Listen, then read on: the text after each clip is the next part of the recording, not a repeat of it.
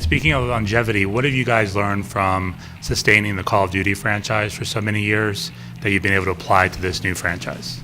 I think part of it is that we've, done exactly what I just said a minute ago, which we've continually put out very high quality games and experiences. Part of it is that multiple developer strategy. I think, that may have been born out of necessity, but it actually has a tremendous benefit to the creative process because you get multiple creative minds who don't think incrementally, who think, in their own way about that franchise. And I think you've seen the difference between what Treyarch's done with Call of Duty, what Infinity Ward has done with Call of Duty with the same basic ideas, the same control scheme.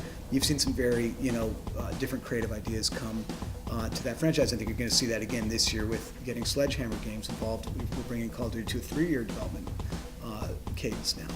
So I think that has a lot of the benefits. But I also think if you look at popular culture as a whole, it's a franchise world we live in right now. Look at the publishing industry, look at the movie industry, certainly the video game industry. And I think you're just seeing fans, they invest a lot in the worlds and the characters that they like. And I think that's what's made the Batman franchise, successful over multiple generations and multiple directors and multiple, decades of movies, and same with Star Wars and same with Harry Potter books and Twilight. And it's certainly, something we've been able to do with Call of Duty and are doing now with Skylanders. So I think that a lot of it has to do with just the way people consume culture. People go deep. They like to inhabit the worlds, and so it's up to us to keep the world vast enough, interesting enough, and varied enough to keep them coming back and wanting to explore it. And speaking of Call of Duty, I saw you at the $1 Million ESports Championship in LA a few weeks back. What's it like to be in the middle of that kind of a live atmosphere for people watching people play a video game professionally?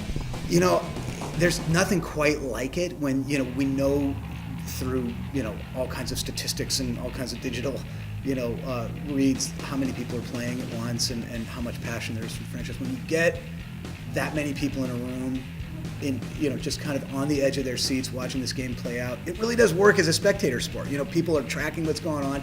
They're oohing and eyeing at the right moments. They're, jumping back in their chairs at the right moments. They're cheering at the right moments.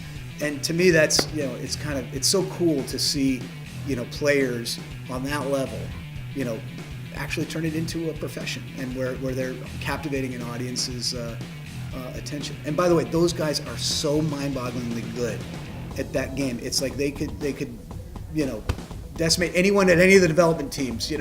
It's a talent, just like anything else. Activision was one of the first companies that actually brought in pro gamers during the development process. What was it about esports that enticed you guys to actually step into that arena? It started happening organically. It's something we, saw the fire starting to, happen on its own, and we just tried to pour some gasoline on it because people were competing. They were starting leagues. They were, smack talking each other. They were, competing with different clans. So, different developers, Treyarch in particular, I think is taking a real interest in esports. And, we try to make the game more conducive and more friendly to that competition. Obviously, the more people compete, the more they get committed to building their skills in that franchise, so that's good for us. How big do you see esports potentially becoming as you've seen things grow over the last couple of years, 3 years with the $1 Million Championship? Well, it's not just, our competitions that we've put on, it's also things like Twitch TV have gotten, kind of mind-boggling views. And if you even just look at the YouTube videos, when we've had theater mode and giving people the ability to upload, their own performances onto YouTube, the views there are incredible. So I actually think there's a pretty big appetite for this. Right now I think it's still, happening in a, kind of opinion leader section of the community. But could that fire jump the freeway and become mainstream? I think it could. I think that games are such a passion, and people are investing so much time and energy into them.